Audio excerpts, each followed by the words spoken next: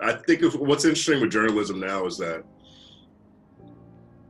especially entertainment journalism, the majority of outlets, out of necessity, spend more time on marketing, right? I mean, like, for example, you'll see publications do album reviews, but they're more editorial and they rarely have a rating, right? Because they still need these artists and these companies to advertise through their channels.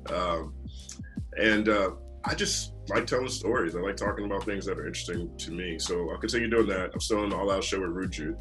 So still do that. Yeah. And then I'm working with a company called Music 360. It's not launched yet, but it's started by a music industry heavyweight. And so I'll be doing programming for them, content strategy for them, and we're targeting emerging markets. So I'll be spending a lot of time covering things that are happening on the African continent, things that are happening in India, South Africa, or South America, for the Music 360 stuff. But when it comes to my channel, I have a new show called Debate Down, which was a concept that me and Murs did over IG Live, and then now I'm releasing different pieces on my own channel. But I'm going to do that more intentionally going forward because I think it was a cool little reprieve from the type of content I normally do. And then I'm dropping different conversations and interviews with people like Ari the Rugged Man's on the channel now, Mozzie's on the channel now. And so really focusing on highlighting the things that I think are awesome and under-touched on. Awesome. You mentioned, doing a debate down with Murs. Where you probably got the most recognition to start out was the breakdown on the HipHopDX website, which Murs took over after you left. How do you think he did, and what was his flavor that he brought to it? I think it was great. I think first of all, I think it was incredible. His piece on Will Smith, that piece right there was like, man, he beat me to it. You know what I mean? So that was one that I was like, dog, that was really dope. And then his hip hop breakdown too. I think it was hip hop. I can't think of what the other one was. And rap. Rap, hip hop. Maybe that's what it was. That piece was really brilliant approach to it. I think the thing that I admired about his take on everything was he was much more uncompromising than I tend to be. And I respected that. And just his industry knowledge and his perspective bled through everything he talked about. So there is a level of, I trust him because he's done this, that I think when you're not an artist, it's tough to really be able to, embrace through your commentary. I mean, that's not really one of the reasons, but that was one of the opportunities I saw with going to Empire in the first place. Was like, yo, I'm sitting over here watching all this stuff. It's tough to know what it's like and what it feels like. And so getting me closer, anything I can do to get closer to that would only strengthen my commentary. Absolutely. Did you find a certain comfort in corporate life with that regular paycheck? And was it hard to go back to kind of like more eating what you kill, essentially? No, not at all. I mean, I came from investment banking, and before I started writing about rap, which I think we talked about last. We did talk about that. So after I left the bank, I didn't make no money for 3 years, but I also understand how to save money. Fortunately, I've been blessed to the point where it's not difficult for me to find money. So I don't generally make decisions based on money. And awesome. That gives me the freedom to, better myself and take those risks when necessary. If anything, I felt the corporate lifestyle made me too comfortable. You know what I mean? It's like, oh man, how much do I want to work on this other thing? I'm tired right now, But I definitely did not and have not experienced of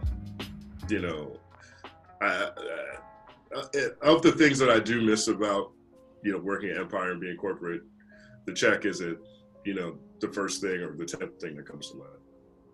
Definitely. Random question. What is your favorite album out of all of the albums behind you right now? Favorite album? Well, these are all my 24 most important albums. So there's a personal connection to each one of them. Okay. But if there is a favorite, if my favorite album of all time is Bone Thugs and Harmony, East 99. So Nice. that's up there. And so I'd have to say that's my favorite. There we go. I just interviewed Busy Bone. He got married, and my first question about that was, did you play any of your own music at your wedding? Yeah. And he was like, yeah, we played First of the Month. It wasn't my idea. It just kind of happened. I was like, all right, that's fair. As long as you didn't request it. Well, I wonder whose idea it was. I mean, he probably had people who were also fans over there. So I don't know. Do you watch Jam TV? I do. Yeah, I do too. I watch it too. And now he is a funny motherfucker. I had no idea. He is, man. He's definitely lived a wild life. Oh yeah, no, and I'm proud to have him in my list of famous friends. Yeah, exactly. Jam TV is great. I like the. I guess my favorite one so far is really how he went into detail about how Notorious Thugs was created. And let him tell it. He brought everybody in. He was just hanging out with somebody who was like, Big's in the studio. And then they called everybody, then ended up being this, packed studio night. Everyone laid their verses. He broke down who went first, second, how long it took Lazy to write his, how long it took Crazy to write his. He talked about Crazy being the hook guy and how his phone hit Biggie came around and everything. And then he's like, yeah, then it was Big's turn to get in there and rap. And then Big was like, I'm gonna come back tomorrow. And let me get back to you guys.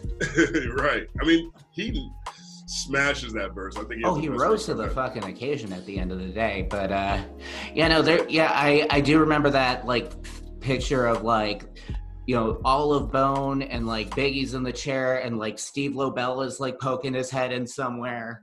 Right. Lil C's was there. It looked like a family affair. Yeah, just to be a fly on the wall back then, Jesus Christ. I wasn't even conscious of it. When Biggie died, I was 8 years old, so. Oh, wow. Yeah, man. It was funny because Biggie, what's the first Biggie song I remember? I don't know if I can place it, but I remember the first time I was like, man, this guy is great. It was One More Chance remix. And that made me go buy Ready to Die. And One More Chance remix wasn't on there. And then I was upset and I sold it to my neighbor. Okay. I sold the CD to my neighbor. I just wasn't ready to process what he was talking about on the album. And then a couple of years later, Life After Death comes out. I love it. And that brings me back to Ready to Die Again. So I bought Ready to Die Again. And that is when I really fell in love with everything that was happening on that project in a different kind of way.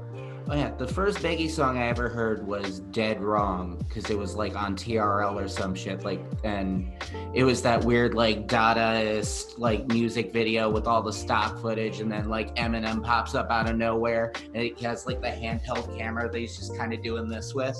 Right. And so, I eventually became a huge fan of Biggie's years later, but that was the first thing I heard. And at the time, it was just I don't see what the big deal is.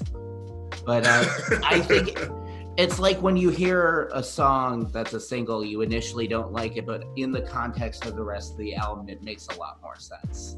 And I think that Eminem definitely stole the show on that album. He really did. He really did. I don't think that's one of Biggie's best verses by any means, but M on that song, especially coming off Blueprint, is that off Blueprint? Is that off Blueprint? That's I can't remember which one came. Born Again. Well, it's on Born Again, but M was on. He did the beat for Renegade on Blueprint. Renegade, I can't remember which came. I think Renegade came out first, if I'm not mistaken. But hearing him on the J song, and then hearing him on that Big joint, that did wonders for his stock value.